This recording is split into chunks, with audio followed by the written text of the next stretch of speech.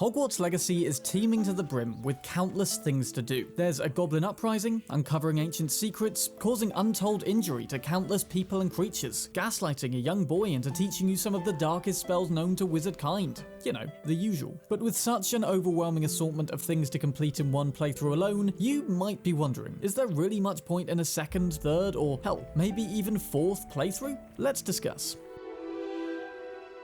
Now, without a doubt, the biggest factor which can precipitate up to 4 playthroughs is the house that we choose when starting the game. Each house comes with a variety of benefits and bonuses which can only be unlocked through different playthroughs in different houses. Each house, of course, has its own unique common room located across different parts of the castle, with the only way to explore all of them being to create 4 entirely different characters, one for each house. They're all definitely worth exploring, with cool Easter eggs like the giant squid in the Slytherin common room, though I wouldn't say that it's crucial to experience every common room by any means, and you can always see their design by just looking online. There's also house-specific gear, though honestly, most if not all of it is just the same items, retextured to the same specific house colours and emblems: red, yellow, blue or green, lion, badger, eagle or snake. A more reoccurring difference that can be seen playing houses throughout the game though is in some of the interactions we have with other characters. We of course meet 3 different students in each common room on our first day, but I also recall plenty of friendly house banter which took place later on, like the interaction between my Gryffindor and Slytherin's Sebastian Sallow.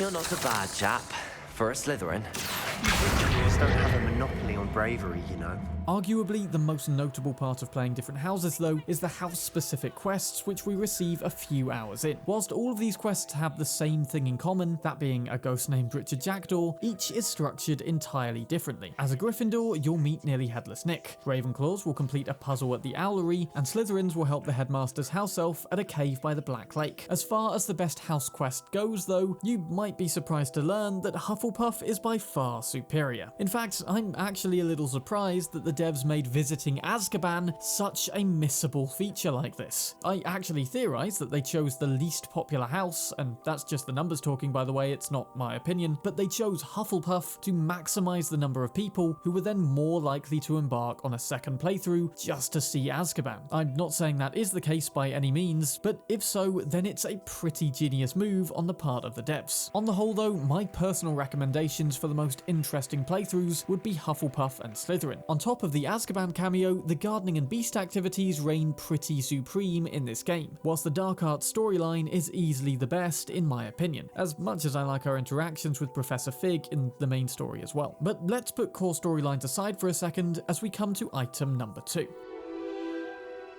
The game features a ton of side quests, whether it be optional relationship side plots or random world encounters, and most of these have multiple outcomes which we can choose from. Primarily, they boil down to the dialogue option we can choose at the end when handing the quest in, as it were, and often involve returning or keeping the item we fetched, or else telling an NPC a happy white lie or a harsh truth that they don't want to hear. I regret to say that Bardolph had been turned into an Inferius, and I had to kill him.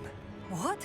But Suffice it to say though, these options annoyingly have very little consequence and don't really reverberate across the rest of the game. If you're that desperate to learn the differing reactions of an NPC depending on your dialogue choice, it'd be much quicker to reload the last save and try each one than to play through the game all over again. However, this is part of a much bigger reason which can make subsequent playthroughs really worth it. Now, this personally is my biggest reason for replaying this game. Roleplaying as different characters is a great load of fun and harkens back to one of the biggest reasons I think many people play games in the first place: to be a different person in a different world. On my first playthrough, I was clueless as to what was going to happen, as well as the consequences my actions may or may not have. I was afraid to take risks or choose more colourful dialogue options, as I didn't want to screw up my relationships or lock myself out of things down the line. I chose what I believed would allow me to experience the most content on the whole, and as such, I didn't really give my character any specific personality, motivation, or code of ethics. My first playthrough allowed me to experience the content the game had to offer, but it wasn't until I got onto subsequent ones that I really felt at liberty to experiment with things like character builds and making decisions based on a predefined personality. Having first been a Gryffindor, I've now set up 3 more playthroughs for each of the other houses, whose actions are entirely based based on their predefined archetype. I have an anxious Hufflepuff who's loyal to her friends but equally enjoys time to herself out in nature, a well-meaning Ravenclaw who will also sacrifice anything and anyone in pursuit of all knowledge, and finally, the one that I'm probably enjoying the most, a vindictive and manipulative Slytherin who not only acts entirely in her own self-interests, but is also just a horrible person for the sake of it. Now that I think about it, Puffskein Dunkeen, I think I shall keep this. You need to overcome your cowardice. You can't be serious. This is awful. I don't know what to do now. I did find it. However, I've taken a liking to it, so I'm going to keep it. What? I'm afraid I've decided to keep them. That'll teach you to stink up your classmates. What? Unless you want your classmates to know how you really feel about them, you might reward me for my time. Oh, you're not at all who I thought you to be. I mentioned gaslighting Sebastian Sallow at the start of this video, and well, encouraging him to pursue his dark path to the end of coyly manipulating him into teaching you the unforgivable curses fits that bill in my book. It's like Groundhog Day. We can be as horrible as we want in this playthrough, and it really doesn't matter because we have another character save who quote-unquote made the right decision. That all being said, this game is no Mass Effect. There is only a certain extent to which we can roleplay before realizing we're the same voice protagonist with a different face, repeating the exact same steps with marginally differing outcomes. We can at least customize our appearance a hell of a lot, with different wands, brooms, and clothes to express the personalities of our different characters. Point for point though, the story is mostly the same, with only a few differences like common room introductions, whether we travel to Hogsmeade with Sebastian or Natty, or which house-specific quest we get. Therefore, most of the role-playing aspect will have to take place inside you, the player's head, with no real acknowledgement or payoff coming from the game itself regarding your different decisions or playstyles. There's no karma system in this game, so learning dark spells ain't gonna start flattening our nose into a Voldemort or locking us out of charisma checks. Of course, a second playthrough will at least allow us to play with a different voiced protagonist, since there's both a male and female one.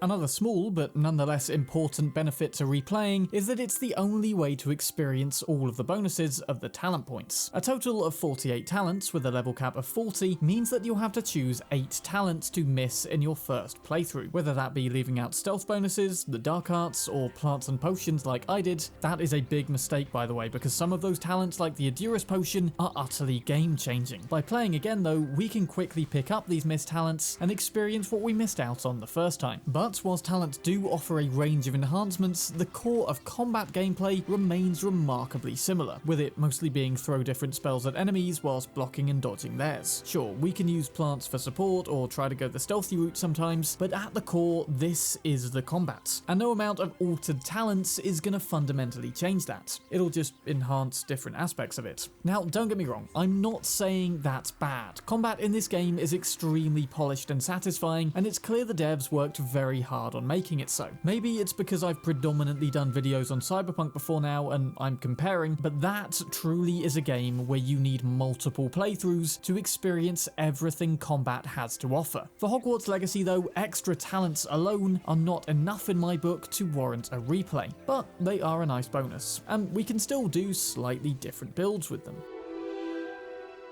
So, you know when you rewatch a movie, and with the benefit of hindsight either notice things you didn't before, or else just had an all-round completely different viewing experience? It's the same with this game, I find. The cutscenes are very well written, and through a combination of good voice acting, awesome effects, and epic score, we're essentially treated to a more adrenaline-fueled, interactive Harry Potter movie. And by playing again and knowing who's who from the get-go, we'll notice more background stuff, and view characters through a different lens. Like, I'd never have noticed Ominous wandering around with this sensor on his wand if I didn't know who he was and that he'd be important later. And if we take Sebastian to Hogsmeade and he mentions his sister to us, he simply says that she's ill, but will be better soon and return to Hogwarts. Is your sister in Slytherin too? She is, or rather, she was. She's not well at the moment, but she'll be better soon and back at Hogwarts. Hearing this line now, knowing how that story pans out, gives this conversation a ton more tragedy and weight, and we can appreciate the groundwork for that story being laid at our feet. What's more, with the foresight of what's to come, we can play with far greater efficiency, mastering new skills with utter ease and eliminating all learning curves which took place in the first playthrough. Knowing what's happening at all times, just like rewatching a film, allows us to appreciate the content in a more nuanced way.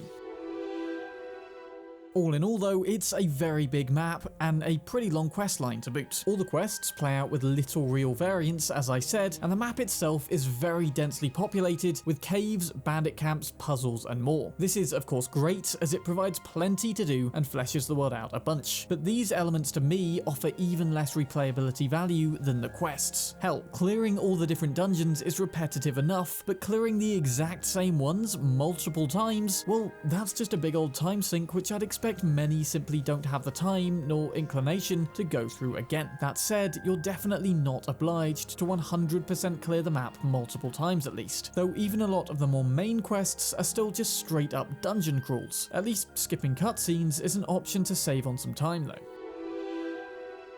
So, should you replay Hogwarts Legacy or not? Well, let's be clear, you absolutely do not need to play through this game a second time, and the vast majority of the content on offer can be experienced and appreciated in one playthrough. There's no branching chapters like The Witcher 2 or different character relationships like Mass Effect. If you're the type of person who likes to play a wide variety of games and doesn't want to sink weeks into playing and replaying just one, or if you have a busy lifestyle and just not that much time for gaming, then I'd probably suggest you move on to something else after completing this one once. Unless of course you're a die-hard wizard fan who wants to roleplay as multiple characters. And if you're somebody with a bit more time on their hands who likes to go full completionist, then there are plenty of small and some bigger things you can only get in the form of a second, third or even fourth playthrough. As I mentioned earlier, choosing the other voice for your protagonist is my top way of actually making your character feel like a completely different person, and is one of the nicest parts for me about playing again. Of course, there's the third and fourth playthroughs, though I wouldn't personally bother 100%ing the game that many times. Just play the first hour to unlock free reign of all common rooms, or the first 3 to experience all the house quests. Ultimately, the choice of whether you start a second playthrough or not will depend on you, your personal circumstances, and how much you like, hate, or love this game. But I hope this video helped you out by outlining the pros and cons of doing so, as well as what to expect if you do. As always, likes are greatly appreciated, and do consider hitting that subscribe button for more Hogwarts Legacy content coming very soon. Thanks for watching. I'm Sam Bram, and I'll see you soon in another video.